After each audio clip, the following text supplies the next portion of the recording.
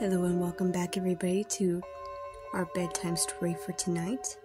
Tonight we're reading Tales to Give You Goosebumps by R.L. Stines, special edition number 1, with 10 spooky stories inside. Tonight we're reading number 8, Click. My name is Seth Gold and I'm 12. My hobby is channel surfing on the TV. At least that's used to be my hobby. Why did I sit for hours clicking from channel to channel with the remote control? I guess I love the feeling of power that it gave to me. A boring show? Click, on to the next. A loud commercial about sinus headaches? Click, on to something better. Sometimes I try to imagine what life would be like when people had to get up and walk over to the TV every time they wanted to change the channel. But it was just too awful to think about. One day my dad came home from work carrying a package about the size of a shoebox. He plunked it down on the kitchen table and said, "Wait till you see this," he exclaimed, removing the wrapping. My 4-year-old sister, Megan, shoved past me. "What is it? What is it? Let me see," she begged. I read the big black letters on the box. Universal Remote. "I got a great deal on this," Dad explained. "I was on my way home from work and I passed a little store I'd never seen before. It was going out of business, and this thing was only about $6. Great, huh?" "Well, what does it do?" I asked, pulling it carefully out of the box. "It's just like our regular remote control, except it works on everything," Dad explained. "It will work on the TV, the VCR, and the CD player. If we had a laser disc player, it would work on that too." "Wow!" I exclaimed, excited. "Can I try it?" "Sure, Seth," Dad replied. "Just put some batteries in it." I took some AA batteries out of the kitchen junk drawer and loaded them in the chamber. Then I examined the remote. It was slender and black, and it fit nicely into my hand, and it had 1,000,000 buttons on it. This was going to be awesome. I ran up the stairs to the den. "Don't watch TV for too long," my mother shouted after me. "You have homework, remember?" But I was already gone. For the next hour I fooled around with the new remote. It was really excellent. I could go back and forth between a videotape and the TV. I could play a CD while watching the Weather Channel with the sound turned off. It looked as if the weathermen were singing. Megan wandered in. "I want to watch cartoon tapes," she said. Not now," I told her. "I'm busy." "But I want to," she insisted. "Not now, Megan. Beat it." "I'm telling," she whined. "You are not," I cried, reaching to stop her. To my surprise, she grabbed the remote control out of my hand. Then she pulled back her arm and flung the new remote across the room. It crashed into the radiator and fell to the floor. "Now look what you did!" I shrieked angrily. I picked up the remote from the floor and shook it, and it rattled. It hadn't been rattling before. I clicked it at the TV, and nothing happened. "You jerk!" I cried. "Now we can't watch anything." "Sorry," Megan replied softly. She stuck her thumb in her mouth and backed out of the room slowly. I sat down on the sofa and went to work on the remote. Using a quarter, I pried off the back and studied the insides. Not much in there except for a few chips and wires. I wiggled things as much as I dared and then closed it back up. Holding it up to my ear, I shook it. No rattle. So this time I pointed it at the TV. Click. It worked again. 10 minutes later, I was busying channel surfing when my mother stormed into the room. "Seth, I'm very disappointed in you. I told you not to watch TV for very long, and there are chores to be done in this house, and your sister tells me you won't let her have a turn, and on she yelled, shaking her head. I tried to tune her out, but she was yelling louder and louder. So I pointed the remote at her and pushed mute. It was a joke, just a dumb joke. But the most amazing thing happened. Mom was still yelling, but no sound came out. I had really muted her. I pushed the button again. "And your room is a mess, and your homework isn't getting done, and..." Click. I muted her again. She continued yelling silently. "Awesome! This was really awesome. I could mute my own mother with a new remote control." "So you'd better start shaping up, mister," she finished, and she turned and stormed out of the room. "Wow!" I cried out loud. Sitting on the edge of the sofa, I stared at the buttons on the remote. A few seconds later, our beagle Sparky walked into the room. "Here, boy," I said. Sparky trotted over and started scratching himself behind the ear with his back leg. I stared down at him with the remote again, and I had to try it once more. I saw a button labeled slow motion, and I pointed this remote at Sparky. pressed the button and held it.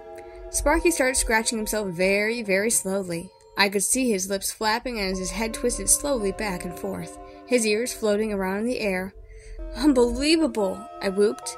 I let go of the button and Sparky returned to scratching himself at normal speed again. "I can control the world with this remote," I told myself. I was so excited, I nearly dropped it again. "Dinner!" Mom called from downstairs. "Be right down," I shouted. I tucked the remote in my jeans pocket, and I wasn't going to let it out of my sight, and then I charged down to the stairs. I was too excited to focus on eating my tuna casserole. I picked up my dinner, thinking about the remote and feeling it in my pocket. My mother frowned as she cleared the plates. "Well, Seth," she said, "maybe you'll be more interested in dessert." I glanced at the bowl, and it was chocolate pudding. My favorite. Mom spooned it into plates, and I gobbled down my portion. And then I had a brilliant idea. I quietly pulled the remote and studied the buttons under the table. Ah, there it was. Rewind. I pushed the button and held it. In rapid motion, Mom, Dad, and Megan unate their pudding. I kept rewinding until Mom appeared with the bowl of pudding, and then I let the button go. "Well, Seth," she said again, "maybe you'll be more interested in dessert." And then we all had pudding again. "You bet," I said, gobbling down my second portion. Ha! This was excellent. When I was done, I pushed rewind again, and then one more time, until I had 4 dishes of chocolate pudding. I was stuffed. Next morning, I carried the remote to school with me. I knew I shouldn't be messing around with it, but I couldn't help myself. It was just too much fun. After the first school bell rang, it was time for the flag salute. I decided I had heard it enough times, so I muted it. Everyone sat down, and now, said Miss Gifford, "you're going to have a pop quiz in geography. You lucky people." She started passing out papers. Oh no, a pop quiz. I had been so busy with the new remote, I hadn't even done the homework. I didn't know anything about South America. I swallowed several times, thinking hard, and then I remembered the remote, and I relaxed. I had a plan. Miss Gifford finished passing out the papers. "Okay, everyone," she said. "You'll have 20 minutes. Good luck." I took a quick glance at my test paper, and it was full of questions I knew nothing about. The capital of Brazil? Not a clue. But I wasn't worried. I doodled on my notebook while everyone else got busy answering the questions. Nearly all of the time had passed. 30 seconds left, announced Miss Gifford. I waited another 15 seconds, and then I took the remote out of my pocket, and I hit freeze frame. Everybody froze. Miss Gifford stopped in the middle of a yawn, glancing out the window. Mickey Delaney froze in the middle of scratching his nose, and Annie Schwartz, the best student in the class, froze in the middle, putting her pencil neatly down on the desk. I stood up and strolled over to Annie's desk. I took my test paper with me, and I peered over Annie's shoulders at her answers. San Salvador. Okay. Andy's Mountains. Okay. I wrote all of Annie's answers onto my own test sheet, and then I strolled back to my desk, sat down, and hit the freeze frame button again. Everyone snapped back in emotion. "Okay, everyone," said Miss Gifford. "Pencils down." I set my pencil down, making a slow show of being exhausted, and then I passed my paper up to the front. This was really cool. After the test, I looked for more ways to have fun. I fast-forwarded the teacher and the entire class for a while. I slow-motioned the principal when she came to talk to the teacher, and then I froze the whole class again. When the teacher squeaked her chalk on the chalkboard, I turned the volume way up. And finally, when the bell rang for lunch, I couldn't wait to go down to the lunchroom. A whole new place to have fun. The lunchroom was the usual zoo. Everyone was yelling and laughing, straw wrappers and juice boxes flying everywhere, kids falling off their chairs and dropping their lunch trays. Mr. Pincus, the lunchroom monitor, ran around yelling at everyone to sit down. I pointed the remote at him and froze him in his tracks. Then I stepped into the food line. I took a cheeseburger, a salad, and 2 desserts. "You can't have 2 desserts," said the lunchroom lady. "You know that." I didn't even think twice. I pointed the remote at her and punched the mute button. She continued to lecture me silently. Quite pleased with myself, I continued down the line and picked up a carton of milk before I went to sit down. I pointed the remote at the lunchroom lady again and pressed mute to turn her voice back on. And nothing happened. I pressed the button again. She was still talking without making a sound. I banged the remote against the tray and tried again, but she still didn't get her voice back. Well, It isn't really a tragedy if that lunchroom lady is muted for a while, I thought to myself. I never liked her anyway. I figured the remote must just need a little jiggling, and I'd get it to work.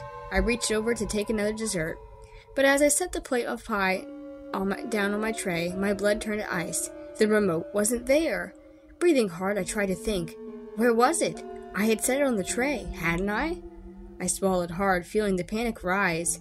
Freeze, Seth! I glanced up to see Danny Wexler, a big freckle-faced red-headed 8th grader, standing a few feet away, pointing the remote at me. Danny, don't touch that, I pleaded. Don't press any buttons. Danny grinned at me. Why not? Hey, why do you have a remote control in school anyway? He moved his fingers over the buttons, deciding which ones to press.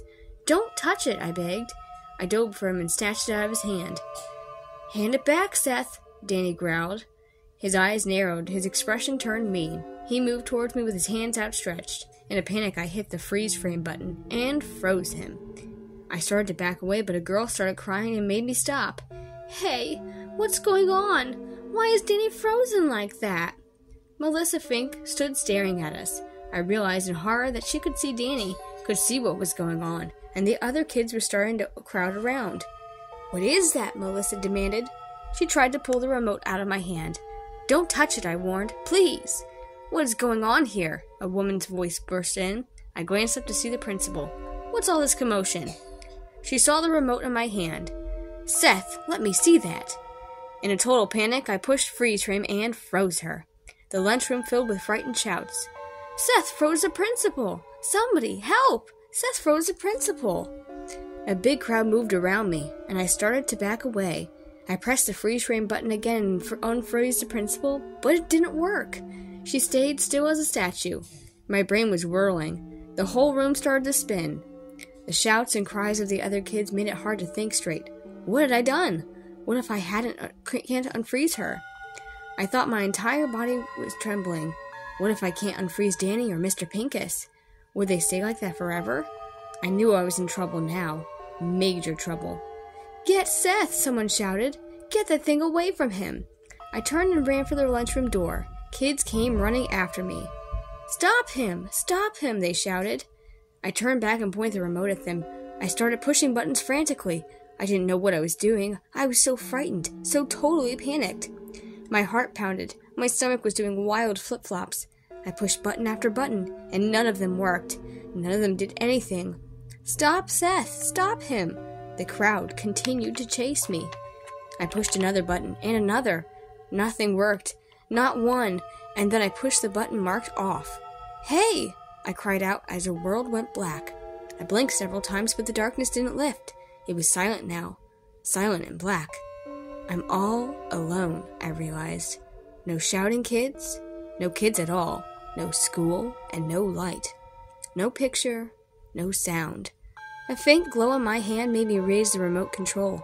I brought it close to my face and a small red light blinked steadily. Squinting into the blinking light, I read the words beneath it. Battery dead. The end. Thank you so much for staying with me as we've read this terrifying tale before bed. If you like what we are doing here, reading these stories before bed, I ask that you feel free to subscribe and like this video. Come back for more content later.